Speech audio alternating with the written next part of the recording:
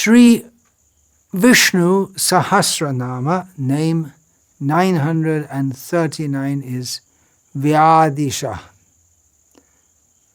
You may wonder, well, what does that mean? It's not a common word. Well, I'll tell you. Vyadisa means to distribute, to divide among, to appoint, to dispatch to any place or duty, to direct or order or command, according to Monier Williams' Sanskrit to English dictionary. The word Adesh means command or instruction. So the explanation of this name can be derived based on either of these or both. He bestows diverse benefits on devotees from all directions.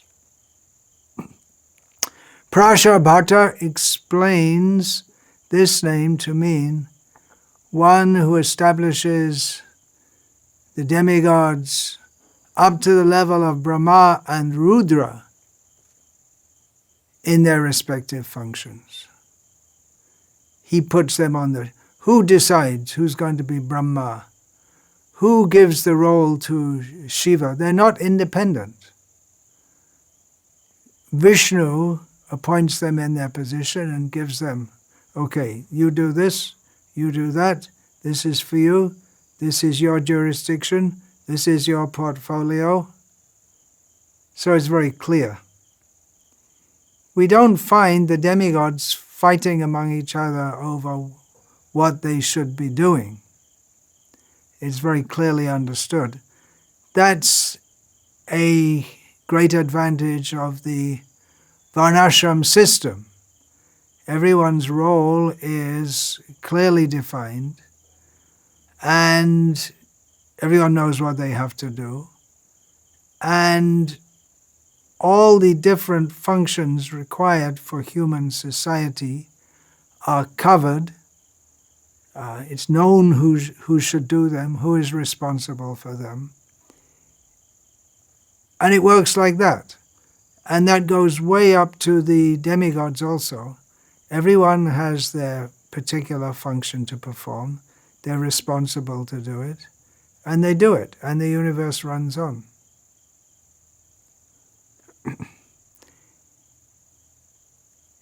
Another reason that Krishna, Vishnu, gives different roles to, or another aspect, we can say, of Vishnu giving different roles to different demigods, is to accommodate various people with various desires so that they worship one demigod for this, another demigod for something else, or different desires or different tastes for worship, worshippers in the mode of ignorance. They worship the ghastly forms of the demigods, such as Kala Bhairava, or Chamundi, or Kali. And even though their worship is at a very it's ghastly, Chinnamastaka, the form of Shakti, who's got her heads cut off, is holding the dripping bloody heads. You may say, well, that's really, what's that got to do with spirituality? And the answer is not much at all. But it establishes even people on such a low level of consciousness in worship. They're worshipping, they're recognizing there's a superior power. They're regulated by the worship so that they just don't become completely whimsical and wild.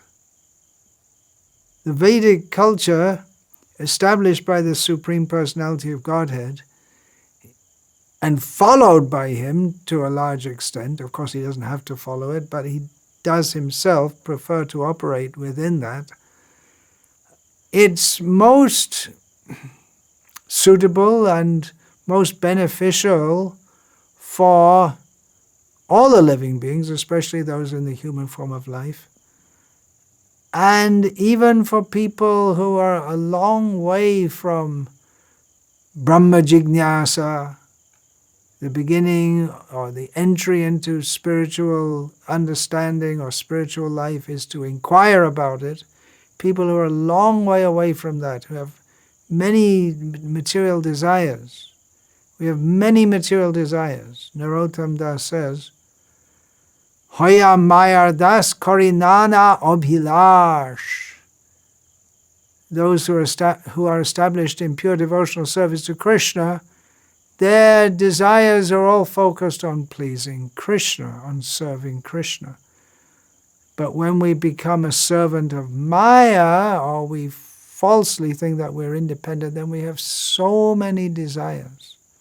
So another reason that Vishnu establishes the different demigods in their respective positions is to cater to the multifarious desires of the conditioned souls for their ultimate benefit. It's foolish to worship demigods if we know that our real benefit comes from worshipping Krishna.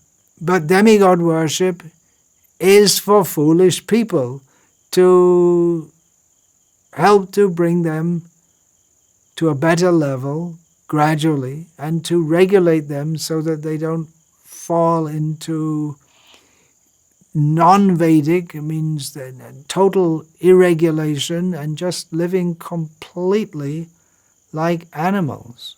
Vishnu established the demigods in their various positions, so offerings are made to them which are ultimately meant for him. Just like Srila Prabhupada explained, the Guru is like a tax collector, that people or the disciples, they worship him, they offer things to him, but he offers everything through the parampara system up to Krishna. So in the same way, the demigods are aware that Vishnu is supreme. Vishnu Bhakta Smrito Daiva. The very definition of a godly person is that they're a devotee of Vishnu. So their consciousness is within Krishna consciousness. They may be themselves sakama bhaktas. They have material desires themselves, but they know that Vishnu is supreme. So they accept offerings from their devotees, and they accept offerings in the consciousness that I am subordinate to Vishnu. So there's some benefit there. It's indirect, it's avidhi purvakam, Krishna says in Bhagavad Gita. It's not the really proper way to worship, because the really proper way to worship is to directly worship him. But it has its utility. Therefore he establishes that. He doesn't recommend it, because it's better to worship him directly. But on another level, he does recommend it, because it's a lot better than not recognizing any superior power, and worshipping the demigods puts one within the Vedic system, which is all centered around Vishnu. Of course, this demigod worship has been there in ancient cultures throughout the world, but they're not. If they're not directly within the Vedic culture, then the worship of the Norse gods, the ancient Norse gods, the ancient Egyptian gods, Greek, Roman, it's not as beneficial, because there's no clear, direct link with or even knowledge of the existence of Vishnu. Now, another meaning of Vyadisa is that it's the same as Vidisha, the previous name. He bestows different benefits based on people's various karmas and desires. Or he bestows whatever is desired by the devotees. Again, the example of Gajendra. Gajendra got what he wanted, the opportunity to offer the lotus flower at the feet of his most worshipable, most desirable, most loving Lord, the four-handed Vishnu, who arrived on the back of Garuda. The crocodile, in his consciousness as a crocodile, he was only conscious of being a crocodile, but he was benefited by having his curse removed. Vishnu himself, by enacting this pastime, was very happy to demonstrate again that more than anything he is concerned with the protection of his devotees. And we could say the ordinary devotees or the aspiring devotees, we also get that which is desirable, namely the opportunity to hear about another entrancing pastime of the Supreme Personality of Godhead. We get the contamination in our hearts removed by hearing this pastime, by thinking of Bhagavan relieving Gajendra from his awkward position. So in one pastime, with one act, Bhagavan Vishnu has given his blessings, his benediction, he's shown his magnanimity in one way or another to everyone involved, including his own self, because he also likes to perform pastimes. Vamana is another example, Bhagavan's Vamana avatara, of how Vishnu bestows benefits to different people in different ways. He distributes different benefits in different ways. This example is given by Vellore Krishnan. He himself, Bhagavan, as Vamana,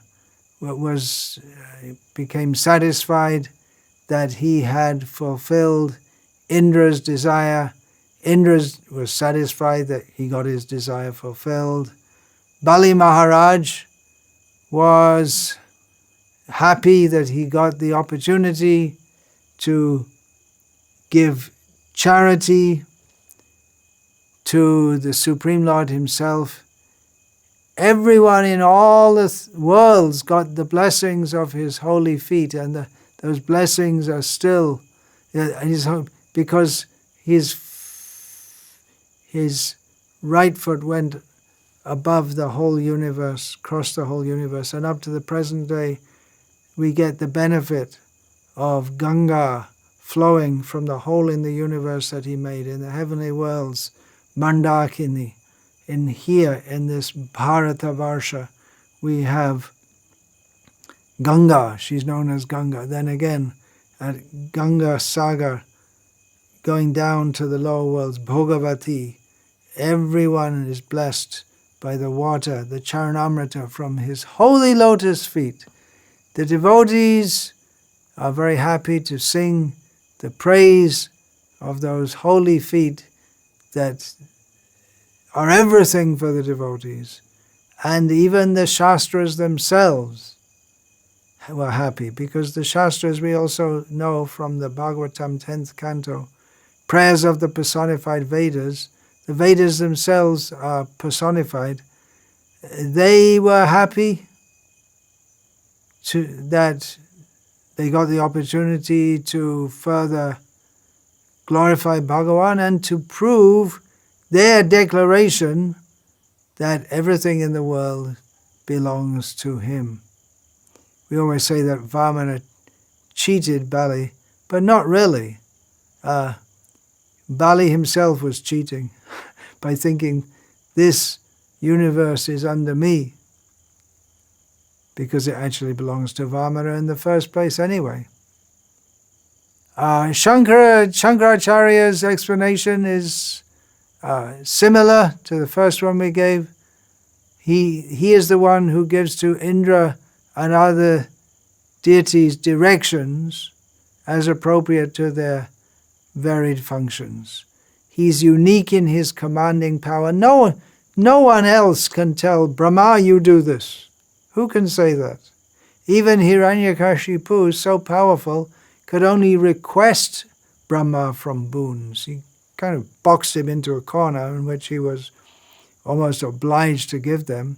But who can tell Brahma what to do, Shiva what to do, Indra what to do?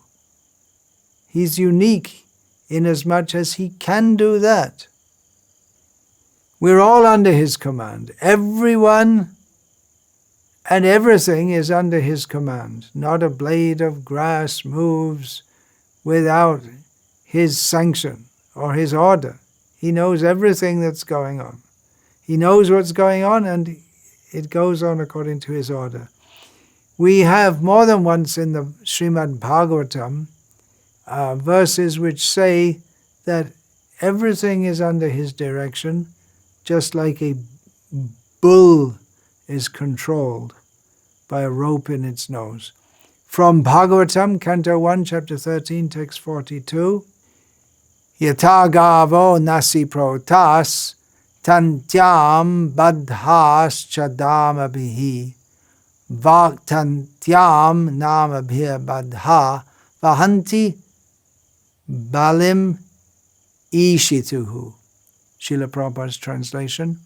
As a cow bound through the nose, tethered by a long rope, is conditioned, so also human beings are bound by different Vedic injunctions and are conditioned to obey the orders of the Supreme.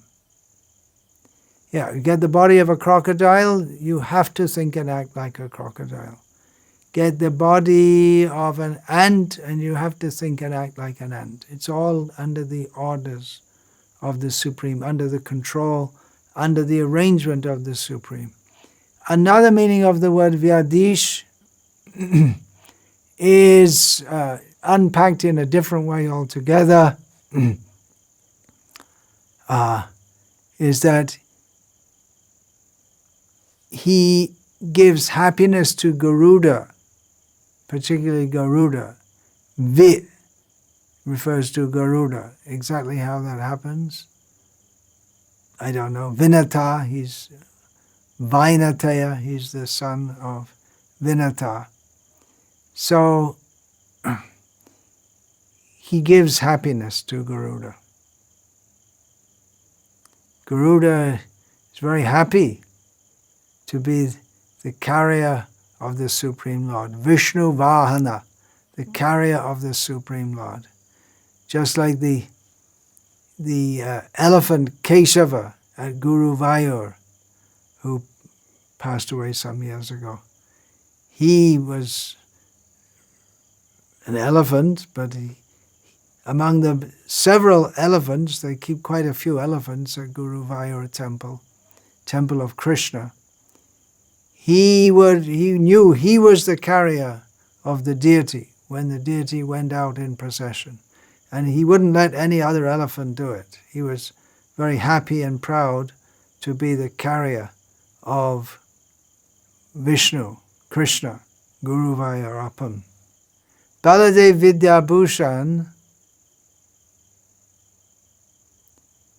he says, again, in relation to the pastime of Krishna with Brahma, after Brahma had foolishly, we may dare say, stolen the calves and cowherd boys of Krishna.